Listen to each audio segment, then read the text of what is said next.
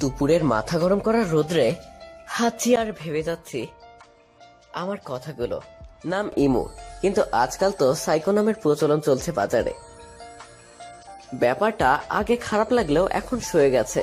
মাথাটা চুলকাচ্ছি আর ভাবছি ফের ভাবছি, কিন্তু উত্তর একটাই ভেতর থেকে, বেটা আগে সিগারেট তো ধরা। আমি আমার কথা না শুনলেও আমার আমিত্বের সিগারেটের অফার কখনোই না করি না, সুতরাং সিগারেটটা জ্বালিয়ে ধোঁয়া ছাড়লাম। ঠিক তখনই একটা মেয়ের উপর ধোঁয়া আবৃত হলো। আজব, ধোঁয়া কি দেখে ছাড়তে পারেন না? আরে আপনি দেখে চলতে পারেন না যে এদিকে দীর্ঘশ্বাস কিনা হচ্ছে? এই আপনি সাইকো না, মানে ইমু? তো কিছু না, আসি তাহলে, বাই। মেয়েটা হাসতে হাসতে যেতে লাগলো। এই মেয়ে শোনো। কি? আপনার নাম আখি তাই না?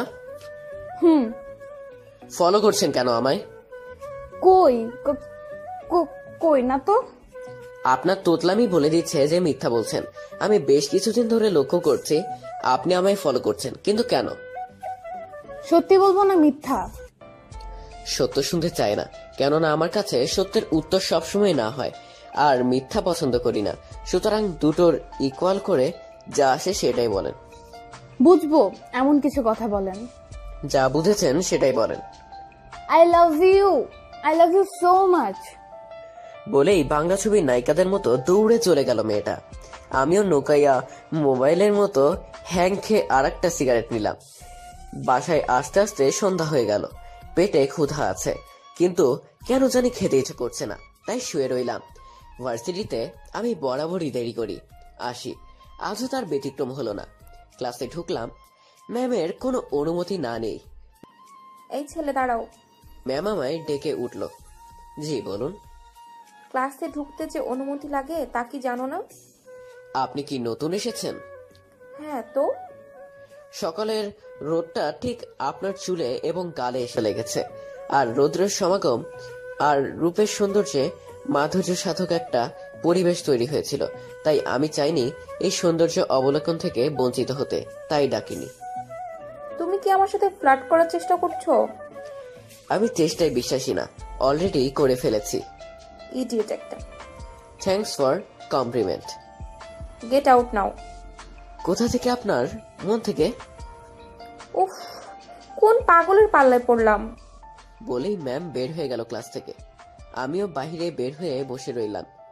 ঠিক আজও সেই মেয়েটা আমায় ফলো করছে। প্রায় মাসখানেক ধরে মেয়েটা আমায় ফলো করছিল, আর কাল কি সব বলে গেল।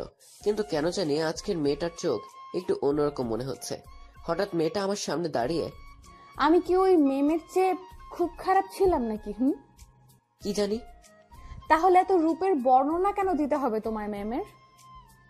আপনি থেকে তুমিতে? হ্যাঁ, তুমিই বলবো। ওকে বলো। আমার উত্তর কোথায়? উত্তর নাই। আমি হাঁটতে শুরু করলাম। ঠিক আখিও আমার পিছন পিছন হেঁটে যাচ্ছে। আমি পাক্কা 3 ঘন্টা একটানা হাঁটলাম। মেয়েটাও ঠিক আমার পিছনেই হেঁটে যাচ্ছে। এখন একটু ভালো করে তাকিয়ে দেখি মেয়েটা একটু খোঁড়াচ্ছে। কেন পিছু করছো আমার? কালকে বলেছি তো। তুমি আমার ব্যাপারে কি জানো? কিছু না। তারপর বেশ কিছুক্ষণ মেয়েটার সাথে হাঁটলাম। বললাম আমার জীবনে কিছু ব্যর্থতার কথা। সে শুনলো, তবুও সে নাকি ভালোবাসে আমায়। আমি একটু সময় চেয়ে নিলাম মেয়েটার কাছ থেকে। সে রাত আর ঘুমোতে পারিনি। রাতের অন্ধকারে আবার মিশে যেতে ইচ্ছে করছিল খুব। অল্প ঠান্ডা বাতাসে কেঁপে উঠছিল শরীর। দূর থেকে শেয়াল আর ঝিঝি পোকার ডাকে কেমন যেন মাতাল হচ্ছিলাম। তাহলে কি আখির মায়ায় পড়তে যাচ্ছি আমি? জানি না। উত্তরটা মেলেনি সারা রাত্র। সারা রাত জেগে সকালে ভার্সিটি পৌঁছালাম। আজও সেই ম্যামই ক্লাসে। বিনা অনুমতিতে আজও ঢুকলাম। ম্যাম চেয়ে রইল, কিন্তু কিছুই বলল না। ম্যাম আজ হলুদ শাড়ি পরে এসেছে, দেখতে আরো সুন্দর দেখাচ্ছে। ম্যাম আপনি কি সিঙ্গেল? আমি কথাটি জিজ্ঞেস করার সাথে সাথে পুরো ক্লাসে হো হো করে হেসে দিল। আপনার সমস্যা কি মিস্টার ইমু? আপনার চোখ। মানে? এই চোখে ডুবে যেতে ইচ্ছা করছে খুব। এটুকু বলার সাথে সাথে আখি ক্লাসের সবার সামনে আমায় কিস করে বসলো, যেটা আমি মোটেও প্রস্তুত ছিলাম না। ক্লাসে এটা কি করলে তুমি আখি? জানি না। আজব তো। হ্যাঁ, আজবই। তুমি আমার দিকে তাকাবা, ম্যামের না, বুঝছো? মেয়ের কথা শুনে চু না হয়ে গেলাম। তোমরা ছেলেরা তো স্টর্নার নিতাম্বর দেখলেই মেয়েদের পেছনে লাগো, তাই না? কিন্তু আমি দেখতে কি এতই খারাপ যে তুমি আমায় দেখতেই পাও না? আচ্ছা সরি। ভালোবাসো? এই হু থেকেই ভালোবাসাটা এগিয়ে চলছে। আখির রোজ নতুন পাগলামিতে আমি যেন আমার পাগলপনা ছেড়েই দিয়েছিলাম। ভালোবাসাটা অফুরন্ত চলছিল। আচ্ছা ইমু, শোনো। বলো। তুমি আমায় এমন কোনো জিনিস দিতে পারবে যা দেখলে প্রথমেই তোমার কথা মনে হবে? হ্যাঁ পারবো। সত্যি? হুফ। কি ওটা? আমি দোকান থেকে একটা ব্লেড কিনে এনে আখির হাতে এক নাগাড়ে 4টা পোজ দিলাম। রক্ত গড়িয়ে পড়ছে হাত দিয়ে। আর কিছুক্ষণের মধ্যে সে অজ্ঞান। হসপিটাল নিয়ে গেলাম তাকে। কিছুক্ষণের মধ্যে জ্ঞান ফিরে এলো তার। কথাও বলতে পারছে। তুমি এমন করলে কেন ইমু? কেননা এখন যখনই তুমি তোমার হাতের দিকে তাকাবে ঠিক তখনই আমার কথা মনে পড়বে। পাগল তুমি।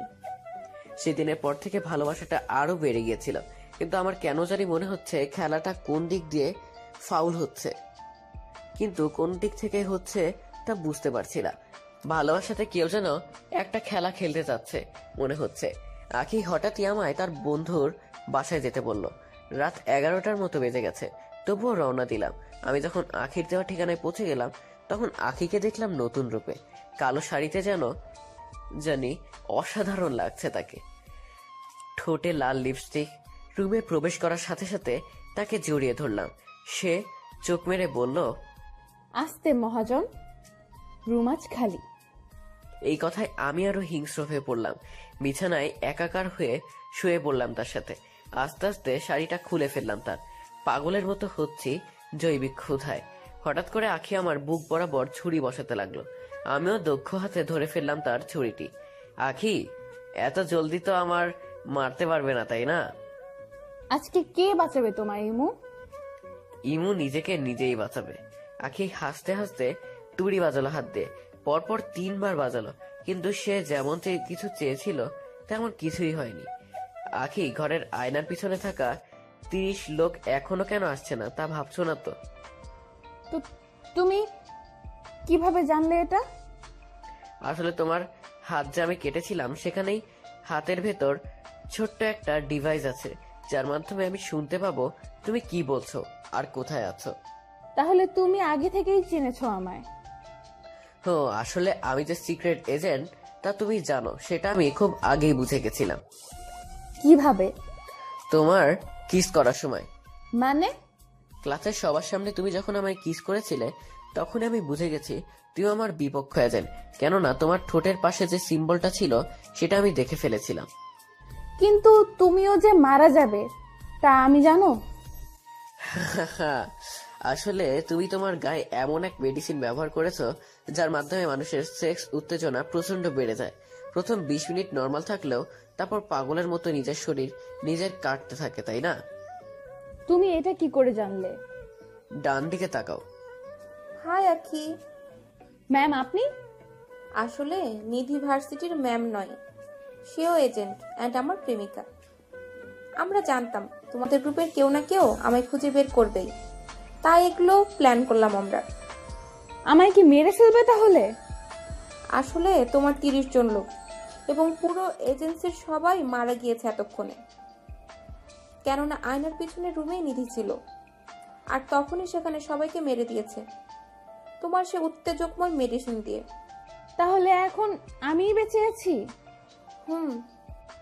বলার সাথে সাথে নিধি আখির ঘাড় বরাবর ইনজেকশন বসিয়ে দিল, আর সে ডলতে ডলতে মাটিতে পড়ে গেল। সাথে সাথে আমাদের চিফের কল। কাজ হয়েছে ইমু? Good job. থ্যাঙ্কস।